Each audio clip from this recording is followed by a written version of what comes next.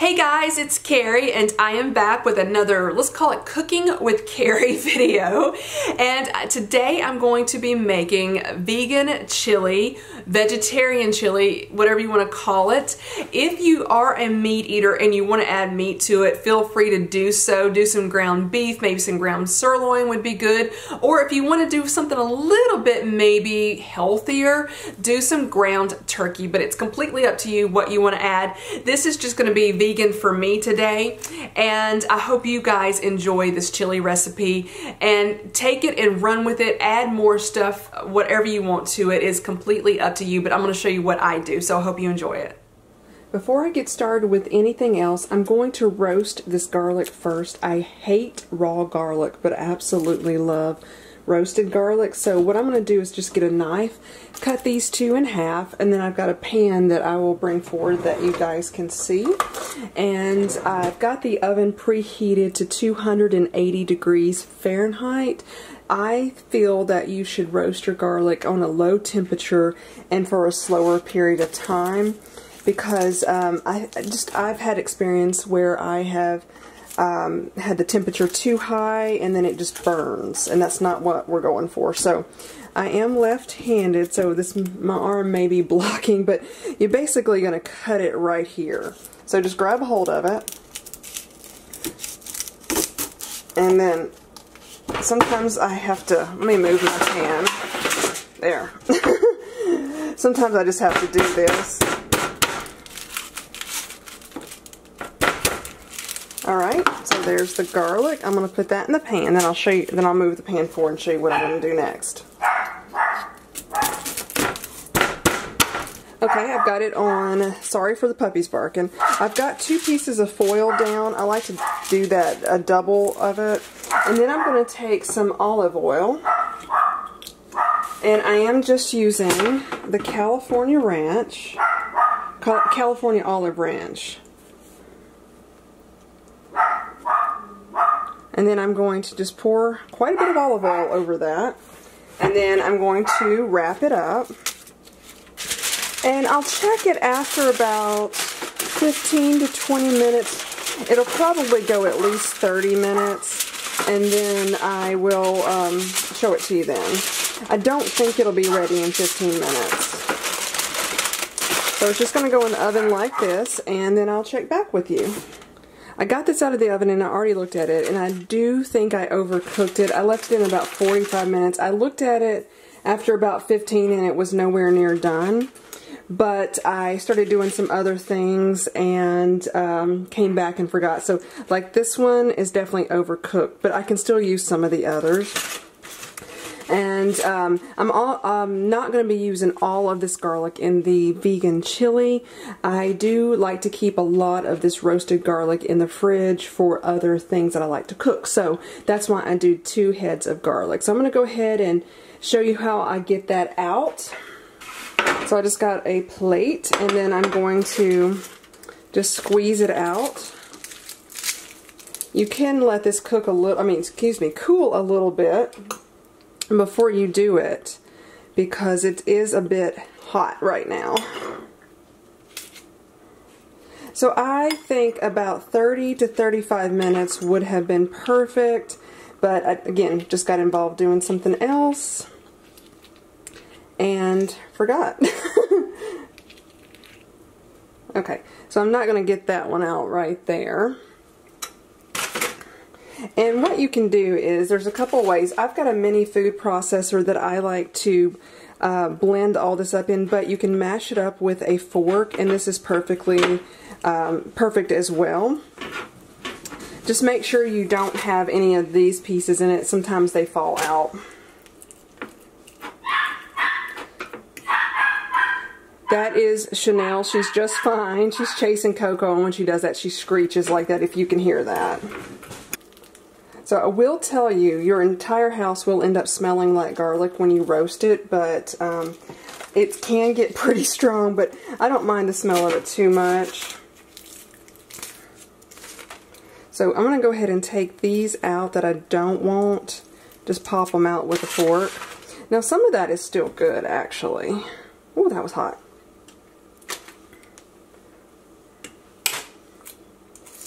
You do want to look pretty carefully at the plate that I've got these in, or your plate, whatever you've got them in, and make sure you don't have any of that, the skin of that.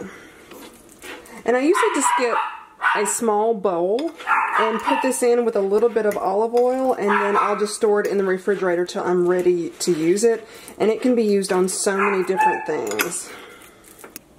The next thing I'm going to do is chop an onion up, and I'm actually not going to use this entire onion because I'm just making a small pot of chili, and I'm going to save the onion for something else that I'm cooking that I probably will do a video of as well. So stay tuned for more cooking videos.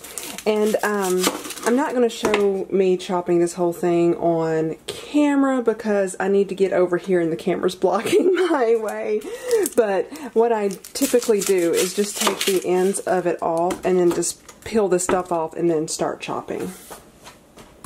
I have chopped half of the onion up, so that's about the amount that I got. I've also got my Dutch oven right there. Let me push this back, and then I'm going to put the onion in the Dutch oven.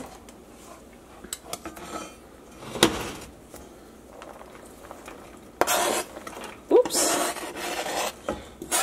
I'm not used to doing this with the camera. It's been so long since I filmed any cooking videos that I spilled some of the onion. The camera kind of gets in the way, so you have to work around that issue when you're filming. Alright, so what I'm going to do now is just add some olive oil to this. I'm going back in with my California Olive Ranch. And use as little or as much as you want. And if you don't want to use any oil, then you could try a cooking spray, but I've never sauteed onion with that. But I'm just going to go with about that amount. That looks like maybe a teaspoon, a tablespoon and a half or so. So I'm just going to turn the stovetop on and then just start sauteing that. I have the stove on about medium high right now. If you've got numbers, it's on about a 6. So medium would be 5 on my particular stove, and then 6 is the next highest number. I actually might add a little bit more olive oil. I'm going to see how this does. I just don't want it to burn. And again, some people don't like oil in it. They want to avoid oil because of the calories, and that is fine as well. So just as little or as much as you like, whatever your preference is. So I'm just going to let those saute, then I'll be back with you guys. While my onions are sauteing, I thought I would show you what else I'm going to be using. So I've got 2 cans of tomato paste, and these are actually the same brand. I just bought them at different times. This is my absolutely favorite brand of any tomato products. And so I'm going to be using 2 cans of those. And then I've got a can of fire roasted crushed tomatoes, same brand. Now if you wanted to make a lot of chili and just a huge pot of it, because I'm just making a small amount, then like double up on everything, I would think. I would do 2 cans of this, and then I'm using a can, oh, there's a light on it. Let me turn that light off. Oh, I think that helped a little bit. So this is just reduced sodium black beans. If you want to double up, just use another can. I do drain these before dumping them in the pot. Okay, I'm just stirring my onions right now. You probably can hear them. Then I've got some cumin. Let's see, is that gonna...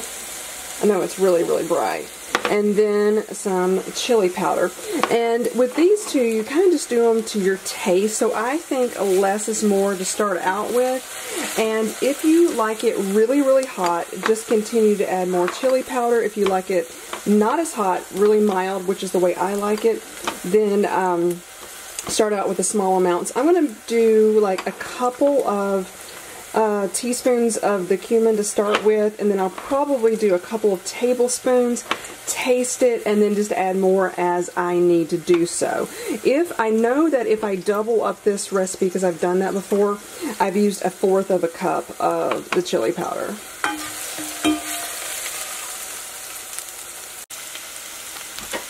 The onions are looking pretty good right now. I'm about to add in the roasted garlic. So this is just my bowl of roasted garlic. I'm going to do like just this size spoon. I'm going to do a couple of these, like that. And again, just as little or as much as you prefer. Also, just a interesting tip, when I am making my pasta sauce, I start out the same way that I'm starting right now. Also, I wanted to say that if you don't like chili, but you might like tomato soup, just don't put in the cumin or the chili powder and just do a tomato and black bean soup. I'm going to turn the heat down right now to low because I'm seeing that the onions are starting to burn. So next, I'm going to add in the tomato paste. Okay, I'm going to go ahead and add the tomato paste right now. I had to get the cans open.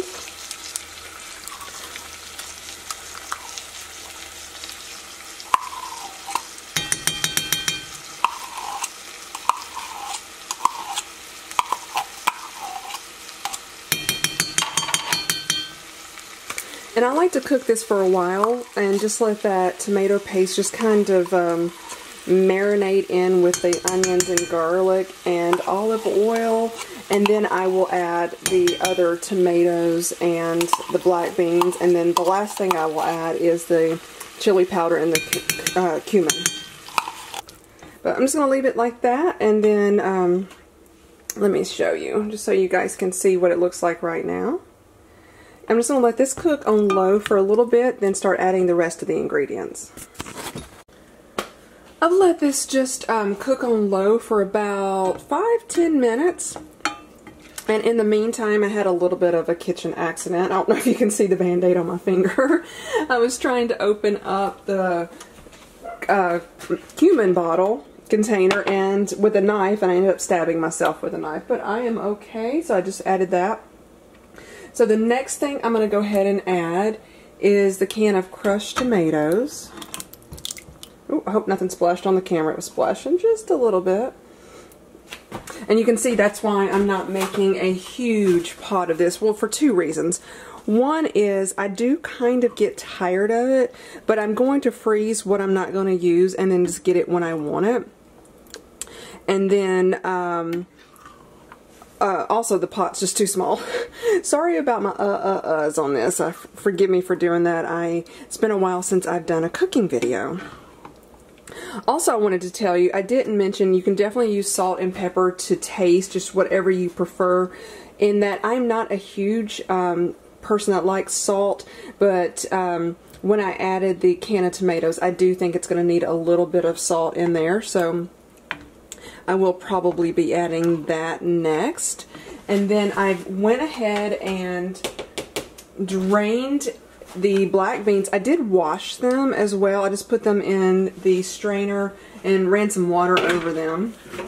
And then I just added those. So right now, if you do not like chili, which I'm assuming if you clicked on this video, you probably do like chili, but if you don't like it, right now you could stop and have tomato black bean soup. And I'm actually think I'm going to get me like a bowl of it out and put that up as well, just so I can have a bowl of that for when I don't want chili. It's great if you want to take something to lunch with you. This heats up very well. Or if you just want it for supper or whatever you want it for. It's just up to you guys. So I am going to add a little bit of salt right now. Oh, I think I'll use my Himalayan salt. I've just got this, the Himalayan pink salt in a grinder. So I'm just going to do that. And then you should taste this as well before you add any more. Just do a little bit at a time, taste it, and then decide how much more you want to add. So I'm just going to get a little bit out, taste it, see what I think. For me personally, that was enough salt, but I don't generally use a lot of salt. That's just me. This tasted amazing. So I think I'm actually going to get a couple of containers and then just put them in the freezer so I can have them sometime in the next week or two. I'm going to go ahead and add the cumin next. And I'm just going to start with a 1/4 of a teaspoon.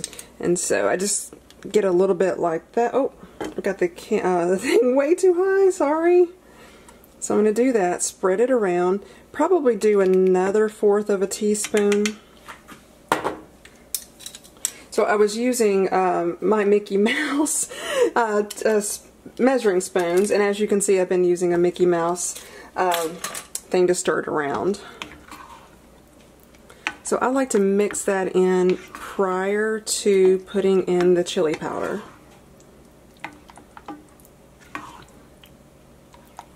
And then I'm going to do like a couple of tablespoons of the chili powder and then taste it and see what I think before I add anything else. Be careful if you're doing this right over your pot, because that stuff could come flying out.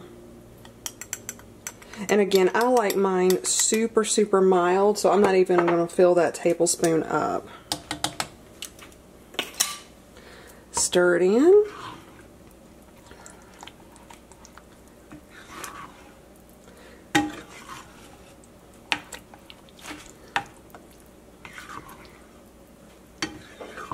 Oh, I also wanted to say, you could add other things that if you want, like bell pepper would be great in there. I've done that before, I just didn't have any today.